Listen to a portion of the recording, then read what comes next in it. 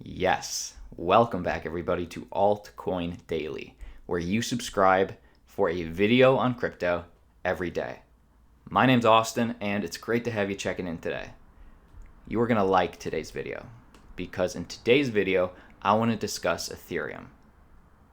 Question: will Ethereum ever reach $10,000 per coin? What do you think? And yeah, that's a big question. So just to offer some perspective, the highest that we have ever seen Ethereum was earlier this year, January 2018, when Ethereum reached over $1,300 per coin. Of course, that was when the whole market was seeing all-time highs, and now, 10 months later, we went from $1,300 per coin to struggling to stay above $200. So it does beg the question, is Ethereum still a sound investment? What do you think? I mean, it is the second most valuable cryptocurrency in existence, yet many people argue that it's slowly losing its relevancy. So today, I want to have a very real and honest discussion on the future of Ethereum, and I want to bring you the 3 things that need to happen for Ethereum to reach $10,000 per coin. Let's get into it, and don't forget to subscribe to the channel, team. We drop a video on the crypto market every single day. Really, you do not want to miss one. Alrighty. First off, what's the problem? Because Ethereum, back when it was created in 2015, Ethereum was the hot new technology on the market. It was what was known as a Generation 2 cryptocurrency, meaning it was the solution, a better version of Bitcoin, the Generation 1 cryptocurrency. And Ethereum was better in a lot of ways.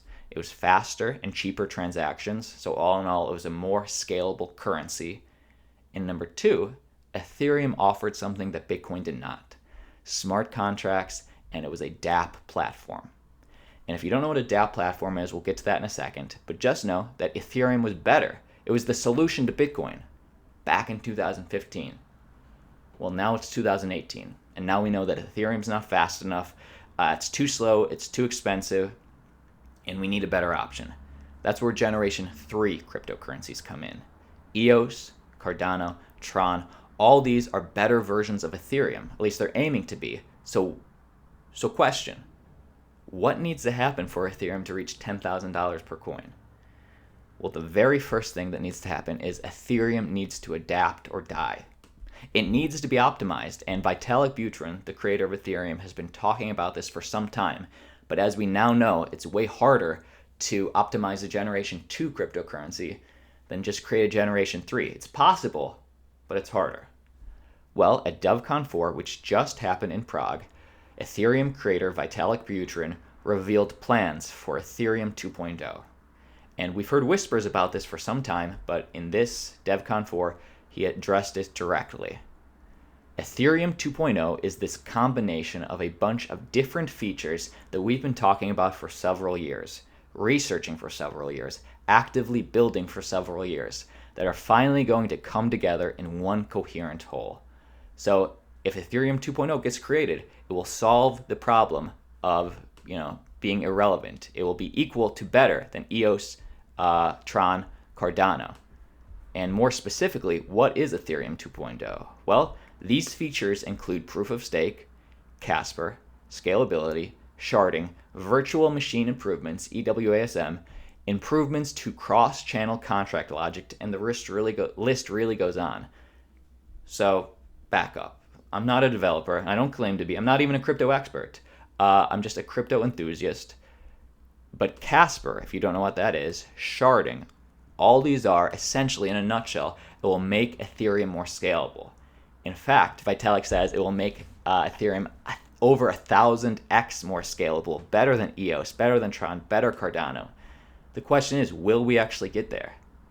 And this Ethereum 2.0 is what's known as Serenity. And Serenity is a realization of all these different strands of research that we have been spending all of our time on for the last 4 years. So this includes Casper, and hey, not just a hybrid Casper, 100% organic, genuine, pure Casper, sharding, EWASM, and all these other protocol research ideas. So guys, this is not new information. We've heard about this, but this is the number one thing that needs to happen for Ethereum to maintain its relevancy. So it's a bet. Will they do it? We'll see. Vitalik Buterin, who is a guy that seems very smart and trustworthy in the crypto space, says that we are close. What else needs to happen? Obviously, we need to optimize the product. That's the number one thing. But the second thing is use. People still need to be able to use the product, because no matter how good it is, if people don't use it, then there's no point. And actually, Ethereum has that advantage because Ethereum was first to market, meaning while it's not the best, it penetrated the market and got as much saturation, more saturation than any other crypto out there thus far. And actually, fun fact, how relevant is it? 94 out of the top 100 blockchain projects are built on Ethereum. And I'm going to leave all these links in the description below, but in a direct quote from Kevin Rook, a cryptocurrency researcher, you simply cannot build excellent applications and products without a big developer base behind you. But today, Ethereum has roughly 250,000 developers building on its platform. The industry is still really small, and thus 250 is still a shocking number. So right now, Ethereum does have the developers. And the argument is that all these other cryptos, Generation 3s, are making it easier for developers to be able to code and develop on their platforms. So will EOS, Tron, Cardano steal the developers? That is a risk. But right now, Ethereum still does have market saturation for dApps. And team, what is a dApp? Well, a dApp is a decentralized application. And just to put this in perspective, let's take it back to the internet days. Back when the internet was created, nobody could really use it until applications were created on the internet. Applications back in those days were email, web browsers, things like Gmail or AOL. Until we had those applications on the internet, we couldn't see that mass adoption. And the same thing needs to happen in cryptocurrency, right? We need some dApps that people actually use. And I'll leave this link in the description below, but there's this thing known as Dapp Radar, and right now it shows all of the top dApps in existence. Ethermon, CryptoKitties, CryptoGirl, the top 5, all these are on the Ethereum blockchain. And also, if we keep going on the site, it lists every single dApp on Ethereum. And guys, I did not know this. There's over 1,600 dApps currently on here. And to be very fair, nobody's using the majority of these dApps. Look at this, especially in the bottom 1,600, nobody's using it. But right now, Ethereum still has a good amount, I'm not sure about the majority anymore, of developers on the platform. So anyway, that's the number 2 thing. People still need to use Ethereum. And just one more piece of perspective before we get to Ethereum futures is Google CEO Sundar Pichai says his son is an Ethereum miner. So despite being in Generation 2, Ethereum still has that name brand. Pichai says his 11-year-old son mines Ethereum on a home computer that Pichai built himself, according to Business Insider. Last week, I was at dinner with my son, and I was talking about something about Bitcoin, and my son clarified that I was actually talking about Ethereum, which is slightly different, Pichai recounted. He's 11 years old, and he mines it, and he told me he's mining it.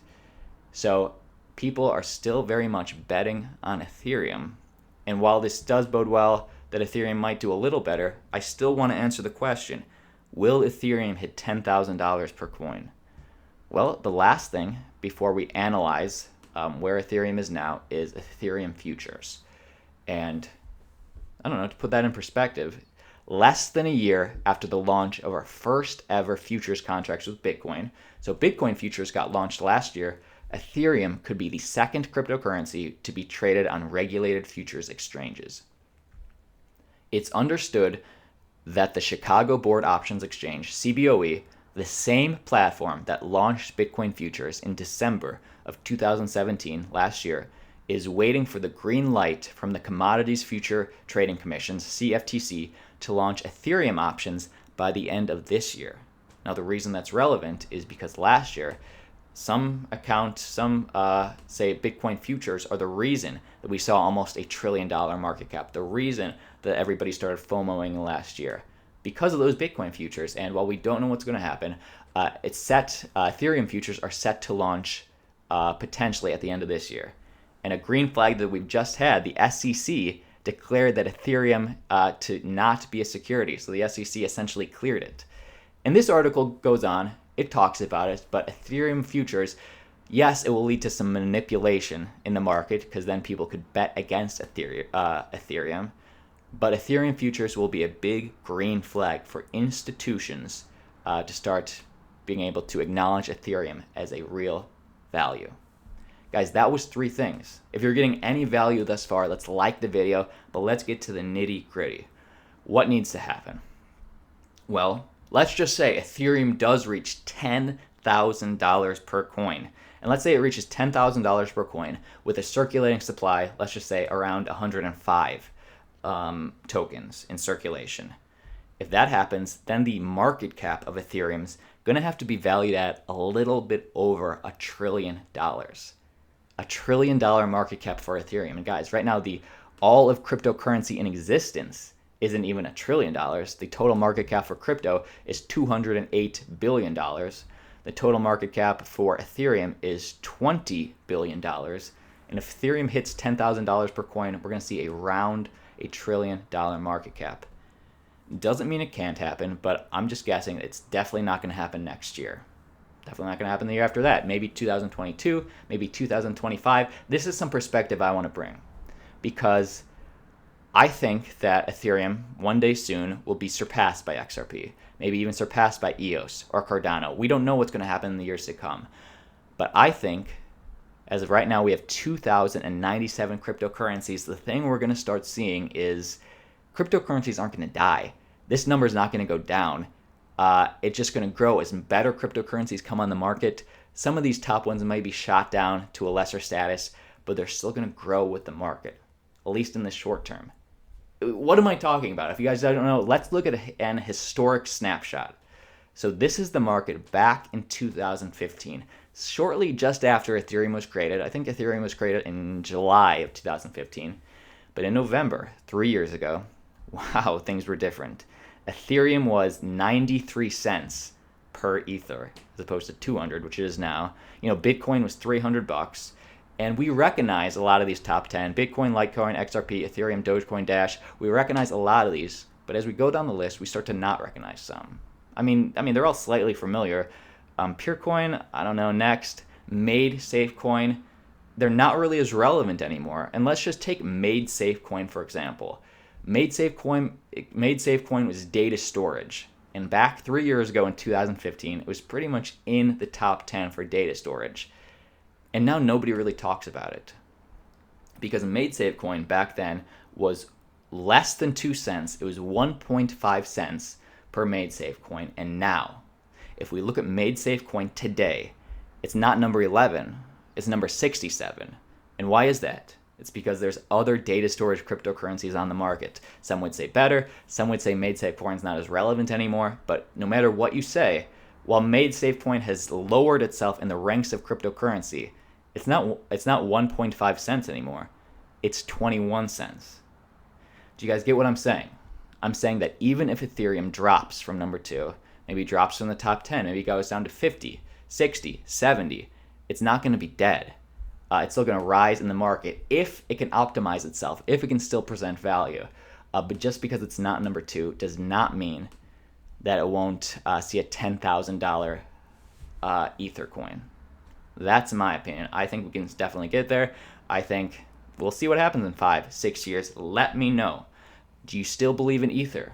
Or do you believe in another cryptocurrency, a generation 3? Guys, full disclosure, I appreciate everybody that's subscribed so far, but we're really, really trying to grow our channel and make it one of the great ones. So if you haven't already, subscribe, give the video a like, and feel free to follow us and talk to us on Twitter. Link in the description below. That's the video for today, team. We'll see you tomorrow.